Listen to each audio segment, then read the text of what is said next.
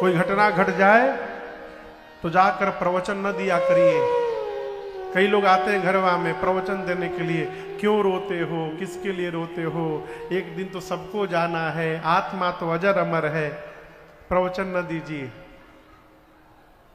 राम जी से बढ़न ज्ञानी है का आप? राम जी सुने पिताजी नहीं रहे तो राम जी रो रहे हैं। देखिए, दर्द उसी को होता है माई बाप जिसका खोता है, जिसका समाप्त हो जाता है उसी को केवल पीड़ा होती है। इसलिए न पीड़ा में भाग ले सकते हैं तो कम से कम वहां प्रवचन न दिया जाए। गोस्वामी जी कहते उस दिन गुरुदेव के बार बार कहने के बाद भी पूरी सभा में किसी ने जल का एक बूंद भी ग्रहण नहीं किया, एक बूंद। सब लोग उपवास में रहे। अगले दिन ज्येष्ठ पुत्र को पिताजी के लिए जो व्यवहार करना चाहिए गुरुदेव ने बताया, राम जी ने सारा व्यवहार किया। 2 दिन बाद राम जी गुरुदेव से बोले, गुरुदेव आप सबको लेकर आए, दर्शन मिल गया, अयोध्या लौट जाइए ना, वन में सब दुखी हो रहे हैं। गुरु जी बोले, राम जीवन का दुख ही प्रारंभ होता है आपसे दूर जाने पर, यहां दुखी नहीं है, यहां सब सुखी हैं। मैं कहता हूं कुछ दिन और रहने दीजिए। सब लोग चित्रकूट में ही रहने लगे, अयोध्या सबको विस्मृत हो गया। फिर 2 दिन बाद गुरु जी ने एक सभा बिठाई, जैसे आप लोग बैठे हैं ना वैसे सारी अयोध्या की प्रजा बैठी, गुरु जी सामने बैठे। इस सभा में राम जी, सीता जी, लक्ष्मण जी नहीं है, अयोध्या वाले सारे लोग हैं। और यहां दर्शन करिए, सामाजिक रूप से समाज में पहली बार इस बात की घोषणा गुरुदेव कह रहे हैं। गुरु जी ने कहा, मैं आप लोगों से एक बात कहना चाहता हूं, राम अयोध्या में रहें चाहे राम इस वन में रहें, अयोध्या के राजा राम हैं, राजा राम। गुरु जी ने स्पष्ट कह दिया, राम जहां भी रहें, भरत राजा नहीं हो सकते, राजा राम। क्यों राम राजा है? गुरु जी सारी आवरण को हटा दिए, बोल दिए राम भगवान है, राजा राम स्वबस भगवान, धर्म धुरीन भानु कुल भानु। गुरु जी कहे, हमारी आपकी क्या क्षमता है? ब्रह्मा, विष्णु, महेश, दिक्पाल, सूर्य, चंद्रमा, अरुण, वरुण, कुबेर, पवन, पावक, पूरा ब्रह्मांड राम जी की आज्ञा का पालन करता है। मैं आप लोगों का सदगुरु हूं। यदि आप हमसे उपाय पूछेंगे तो हम यही कहेंगे कि राखे राम रजाई रुख, हम सब कर हित होय। हम लोगों को भी राम जी की ही आज्ञा का पालन करना चाहिए। कहिए क्या किया जाए? भरत जी बोले, गुरुदेव आप जो कहेंगे किया जाएगा। गुरु जी मालूम है क्या बोले?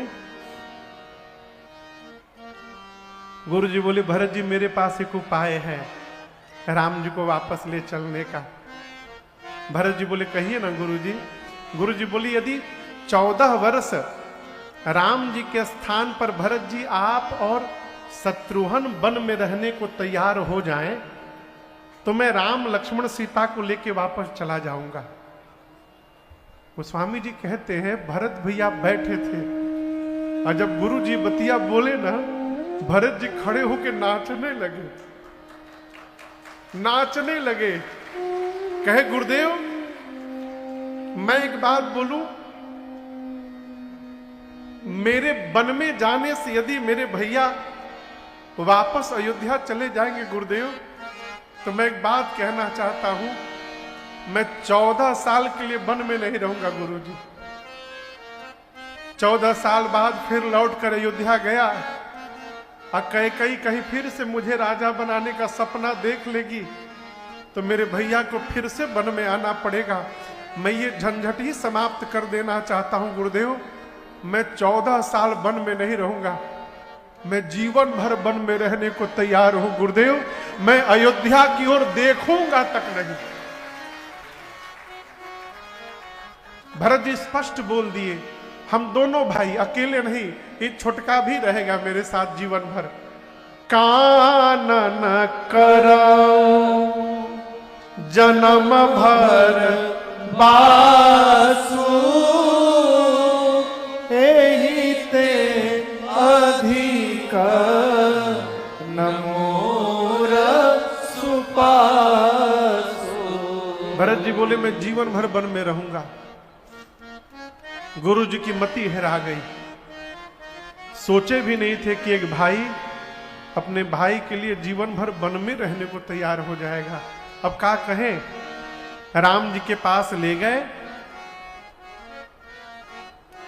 और ले जाकर कहे राम आपके भाई भरत के प्रेम ने भरत स्नेह विचार न रखा। आज आपके भाई के प्रेम ने आपके गुरु जी के सोचने की शक्ति समाप्त कर दी है। मैं तो कहता हूं राम भरत जी जो बोल रहे हैं ना वही किया जाए। राम जी बोले ठीक है गुरुदेव, मैं भी वही करूंगा जो भरत जी कहेंगे। गुरु जी ने भरत जी से कहा भरत जी ऐसा अवसर नहीं मिलेगा, आज जो जो कहना है कह दीजिए। भरत जी खड़े होकर प्रणाम करके बोले भैया गुरु जी अभी एक उपाय बता रहे थे, कहिए तो हम वही बात आपके सामने रख दे। गुरु जी ने कहा कहो। भरत जी राम जी बोले कहिए क्या कहे गुरु जी। भरत जी हाथ जोड़कर कहते भैया अरे हमार भैया जी हो, हमार भैया जी हमके बने रहे द घरे जा हमार भैया जी। राम जी कहे हम आपको वन में नहीं रहने देंगे। अब क्या बोले भरत जी, तो बोले प्रभु एक दूसरा उपाय मैं बता रहा हूं। राम जी बोले कहिए। भरत जी बोले नाथ नाही मनब ए नाथ तो हमरो के राख साथ। नाही मनब ए नाथ तो हमरो के राख साथ। जैसे तीन वैसे चार ए हमार भैया रे। जैसे तीन वैसे चार ए हमार भैया रे। हमके बने रहे घरे जा हमार भैया रे।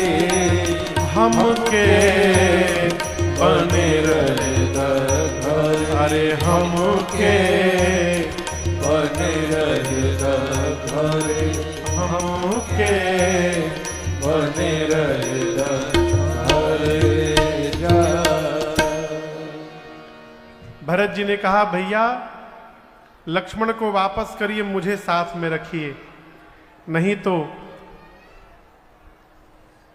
आप तीनों वापस जाइए, मैं शत्रुघ्न वन में रहेंगे, और नहीं तो लक्ष्मण मैं शत्रुघ्न हम तीनों वन में रह जाएंगे। आप मैया को लेकर के वापस चले जाइए, जिसमें आपका मन प्रसन्न हो प्रभु आप करिए। इसी बीच जनक जी महाराज के दूतों ने आकर कहा जनक जी आ गए पूरे समाज के साथ। राम जी जाकर यथा योग्य सम्मान करके लाकर स्थान दिए। 4 दिन बाद सीता जी की मां सुनैना जी कौशल्या जी के पास मिलने गई, तो कौशल्या जी ने कहा आप जनक जी से कहिए महाराज ऐसा कुछ करें कि राम लक्ष्मण को छोड़ के भरत को साथ में रख ले अपने। सुनैना जी ने जब रात में जनक जी से ये बात कही तो जनक जी बोले चिंता ना करिए, भरत वही करेंगे जो उनके भैया राम कहेंगे। अगला दिन हुआ, क्या निर्णय लिया जाए, कौन निर्णय लेगा, ये निर्णय नहीं हो पा रहा है। गुरुजी राम जी से बोले राम तुम निर्णय लो। राम जी बोले गुरुदेव आप निर्णय लीजिए। गुरु जी जनक जी से बोल रहे हैं, जनक जी भरत जी से बोल रहे हैं, भरत जी उल्टे गुरु जी जनक जी से कह रहे हैं, कोई निर्णय नहीं ले रहा है। राम जी ने सौगंध ले ली, गुरुदेव आप और जनक जी जो आज्ञा देंगे हम उसका पालन करेंगे। पूरी सभा मौन है, कोई कुछ नहीं बोल रहा। सबको मौन देख करके भरत भैया खड़े हुए और प्रणाम करके बोले राम जी से, भैया हम बतावें हम क्या चाहते हैं। राम जी बोले कहो। भरत भैया कहते हैं,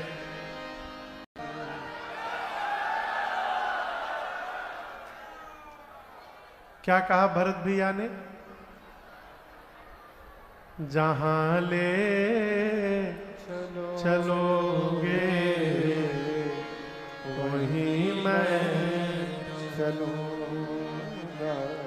भरत भैया बोले प्रभु मैं आपकी आज्ञा का पालन करना चाहता हूं, इसलिए आप आज्ञा दीजिए मुझे नाथ। तो राम जी ने भरत जी को अपने बगल में बिठाया और कहा भैया अभी हम और आप अनाथ नहीं हुए हैं। पिता के रूप में जनक जी महाराज हैं, भगवान के रूप में गुरुदेव भगवान बैठे हैं। यदि आप चाहते हैं कि मैं ही आपको आज्ञा दूं तो भरत जी मैं कह रहा हूं आपसे, चलिए हम और आप आज मिल करके बंटवारा कर लेते हैं। जैसे राम जी ने बंटवारा शब्द कहा, भरत भैया पांव पकड़ लिए, कहे भैया आप मेरे से बंटवारा करेंगे नाथ। संपत्ति छोड़कर आप चले आए, उस संपत्ति को ठुकरा कर मैं भी यहां चला आया और आप मुझसे बंटवारा करेंगे। राम जी बोले बंटवारा करेंगे परंतु संपत्ति का नहीं, हम दोनों भाई अपने घर की विपत्ति का बंटवारा करेंगे, हम लोग विपत्ति बांटेंगे।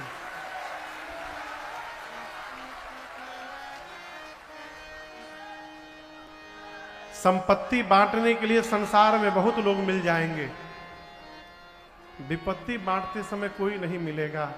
इसलिए कथा कहती है भाई से बंटवारा करना है तो संपत्ति में न बांटिए, भाई की विपत्ति को बांट लीजिए, वही भाई होता है। राम जी बोले 14 वर्ष मैं वन में रहूंगा और 14 वर्ष मेरे भरत अयोध्या में जाके रहेंगे।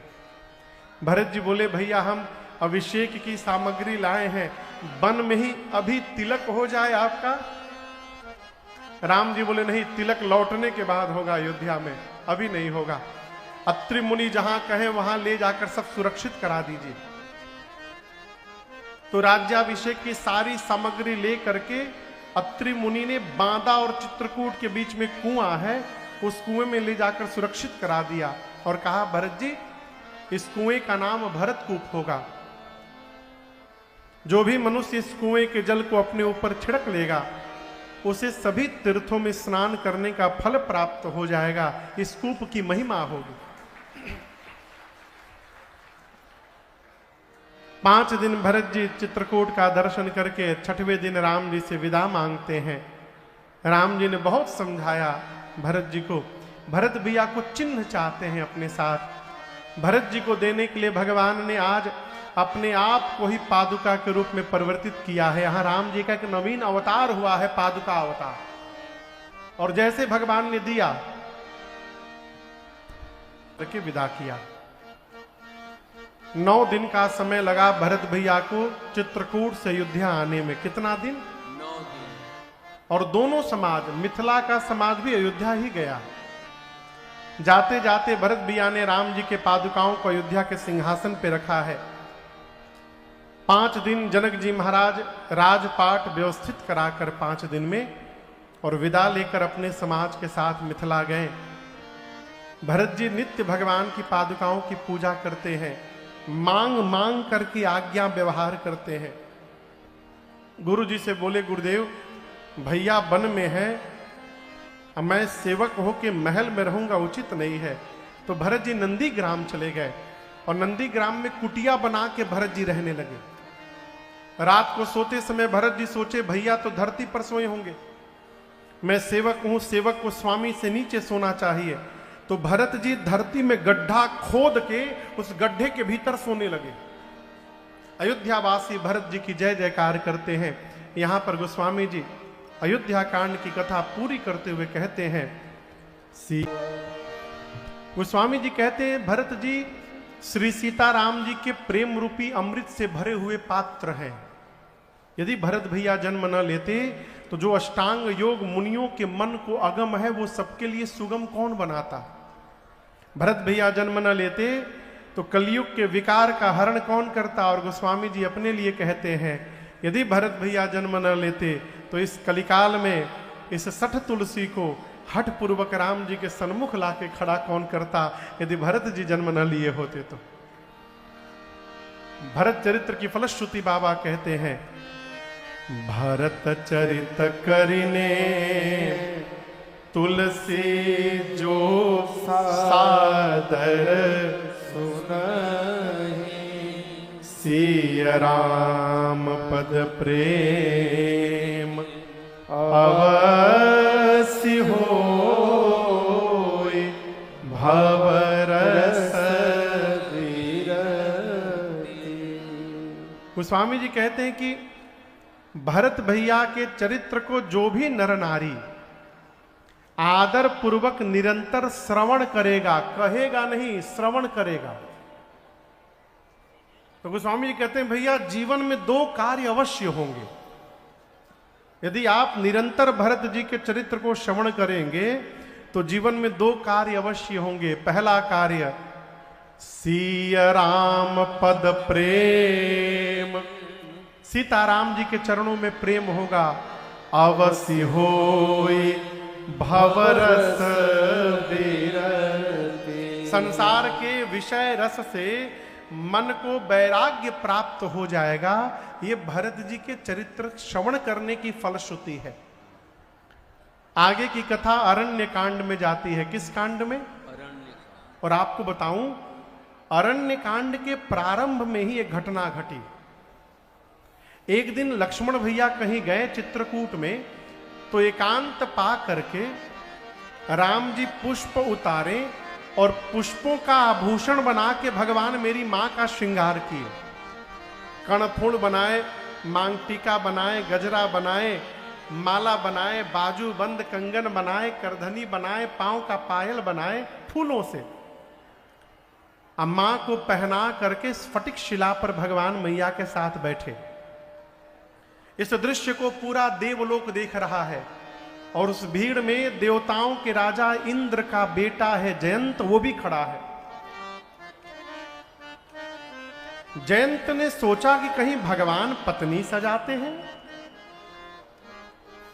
भगवानों पत्नी सजावट है कहा, ना ना ना, ये भगवान नहीं होंगे, ना ना, ये देवता लोग किसके आगे हाथ जोड़ के खड़े हैं। मैं पता लगाऊंगा ये कौन है, मैं इनके भुजाओं में कितना बल है पता लगाऊंगा। कौन सोचा? जयंत कौआ बन के नीचे चला आया। कौआ बन के नीचे आया। आप दर्शन करिए, सीता मैया प्रभु स्फटिक शिला पर बैठे हैं। राम जी, सीता जी माया है। राम जी माया के पति हैं। न राम जी को माया लगती है किसी की, न सीता जी को किसी की माया चलती है किसी की माया मां के आगे। जयंत माया का चेहरा नकली कौआ बन के आया। राम जी सीता मैया को सजा के देख रहे हैं, सीता मैया जयंत को देख रही हैं। जयंत सोच रहा है मैं कौवा हूं, मुझे कोई पहचानेगा नहीं। अब मैया सोच रही, इंद्र का बिटवा जयंत कौवा बन के काहे घूम रहा है। अभी मां सोच ही रही थी, तब तक मूर्ख आ करके सीता चरण चोंच हति भागा। मूर्ख जयंत कौआ बन के आया, मेरी मां के पांव में चोंच से मार दिया, मार करके भाग गया। आप दर्शन करिए, चोट लगने के बाद भी सीता मैया ने राम जी से नहीं बोला। क्यों नहीं बोला? मां सोची अरे कुछ भी है, मैं जगत जननी हूं, तो ये हमरे न संतान हुआ, हमरे लड़का है, हो मोह में मार दिया है। प्रभु से बताऊंगी तो प्रभु प्राण ले लेंगे। मां ने बताया नहीं राम जी को। वो तो पांव के चोट से रक्त की धारा निकली। अब भगवान के शरीर को जब रक्त की धारा ने स्पर्श किया, भगवान जान गए, चला रुधिर रघुनायक जाना। भगवान जान गए कौन मारा, क्यों मारा, कैसे मारा, कब मारा, कहां मारा। भगवान बोले अच्छा जयंत मेरा बल देखने आया है। जिस कुशा की चटाई पर राम जी बैठे थे उसमें से 2 कुशा निकाला राम जी ने। कुशा देखे हैं आप लोग? हाँ। एक कुशा को झुका के धनुष बनाया और दूसरे कुशा को ब्रह्मास्त्र के मंत्र से अभिमंत्रित करके राम जी ने जयंत के पीछे छोड़ दिया। किसी ने प्रश्न किया महाराज वही असली धनुष बाण था राम जी का, असली धनुष बाण क्यों नहीं चलाए, ये कुशा का धनुष बाण क्यों बनाए? पहली बात, कुशा का अगला भाग बहुत नुकीला होता है। भगवान सोचे कौआ को मारने के लिए कुशा बहुत है और ये मेरा बल देखने आया है। आज इसको पता चलेगा जो राम कुशा को भी ब्रह्मास्त्र बनाने की शक्ति रखते हैं उनके भुजाओं में कितना बल है इस मूर्ख को आज पता चलेगा। जयंत जैसे देखा अपने पीछे ब्रह्मास्त्र, गोस्वामी जी कहते हैं धरी निज रूप गयऊं पीतु पाही। कहा गया अपने पिताजी के पास, इंद्र के पास, बाबूजी बचाइए बचाइए बाबूजी मरने वाला हूं। इंद्र ने पूछा क्या कांड करके आए हो? जयंत सब बताया। इंद्र ने मेन गेट बंद किया, कहा जाओ मरो भगो यहां से, तुमको रखूंगा मैं भी मर जाऊंगा। अब कहा जाए? ब्रह्मा जी के पास भगा, ब्रह्मा जी आप बचाइए। ब्रह्मा जी बोले क्या कर दिए हो? बताया। ब्रह्मा जी बोले राम जी तो एक ब्रह्मास्त्र छोड़े हैं, जल्दी निकल लो नहीं तो दूसरा मैं छोड़ दूंगा यहां पर, भागो जल्दी। कैलाश गया बाबा के पास। शंकर जी को पहले से पता चल गया था कि ऐसा ऐसा कांड जयंत किया है, घूम रहा है शरण के लिए। बाबा त्रिशूल लेके पहले ही से बैठे थे, जैसे दिखाई पड़ा बोला है नहीं आवत और के खोजत नहीं आओ आओ आओ, भगा वहां से। गोस्वामी जी कहते 3 लोक 14 भुवन जयंत भागा, परंतु काहू बैठन कहा न ओही राखी कुसकई राम कर द्रोही। किसी ने भी जयंत को बैठने तक भी नहीं कहा। 3 लोग 14 भुवन बेचारा भागता रहा, दौड़ रहा है, पीछे पीछे ब्रह्मास्त्र लगा है। और हम आपसे एक बात कहें, जब हमारे ऊपर से पूरे जगत की दृष्टि हट जाती है तब भगवान की कृपा से किसी संत की दृष्टि पड़ जाती है। और वही हुआ यहां पर। नारद जी की दृष्टि पड़ गई जयंत के पीछे। नारद जी आके पूछे जयंत दौड़ रहा है। नारद जी बोले कहां दौड़ रहे हो, 2 मिनट रुक जाओ। बोला रोकिए मत, रुकते मर जाऊंगा, देख रहे दौड़ा रहा है ब्रह्मास्त्र हमको। नारद जी पूछे तो अच्छा 2 मिनट तुम रुको, मैं देख लूंगा उसको। रुको रुको, क्या कर दिए तुम? अपनी करनी बताया जयंत ने। कहा मैंने सीता जी के पांव में कौवा बन के चोंच से मार दिया, राम जी ब्रह्मास्त्र छोड़ दिए। आपको बताऊं नारद जी, आज पता चला है विपत्ति में कोई अपना नहीं होता है। मेरे पिता ने मेरा त्याग कर दिया। आज ब्रह्मा जी शंकर जी कहां नहीं गया मैं। नारद जी बोले जयंत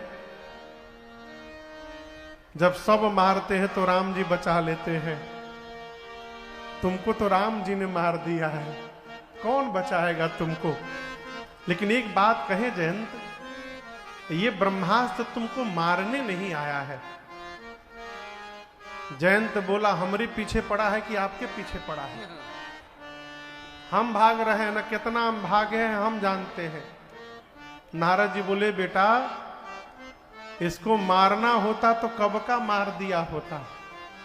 तुम पिताजी के दरवाजे खड़े भय थे ना 2 मिनट, उसी में मार देता। ब्रह्म जी के पास खड़े भय थे ब्रह्मलोक में, वही मार देता। जब जब तुम रुकते हो ये भी खड़ा हो जाता है। जयंत पीछे घूम के देखा ब्रह्मास्त्र को तो वो रुका हुआ था। नारद जी से बोले अरे हम बिना मतलब में भाग रहे हैं, इसको मारना नहीं तो दौड़ा क्यों रहा है? नारद जी बोले वो कहना चाहता है कि जयंत पूरी सृष्टि में कहीं भी भाग लोगे बच नहीं पाओगे, बचना चाहते हो तो जिन राम जी ने मुझे तुम्हारे पीछे छोड़ा है उन्हीं राम जी की शरण में वापस लौट कर चलो, मैं तुम्हारा कुछ नहीं बिगाड़ूंगा। ये तुमको मारने नहीं आया है, तुमको बुलाकर वापस ले जाने आया है। जैसे कहा नारद जी ने कहा वापस जाओ, गो बैक गो बैक,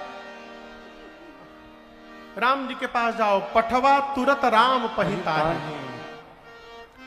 अब सोचिए पंडाल में राम जी यहां बैठे हैं, अब वो पंडाल के गेट इतने दूर से ही जमीन पर लोटते लोटते जयंत आने लगा, त्राहि माम त्राहि माम त्राहि त्राहि दयाल रघुराई, क्षमा करिए प्रभु, त्राहि माम क्षमा करिए। राम जी के पास आया, राम जी बोले फिर आ गए, चोट से क्यों मारे सीता को? जयंत बोला मैं आपका प्रभाव देखने आया था। राम जी बोले आए थे तो भागे क्यों?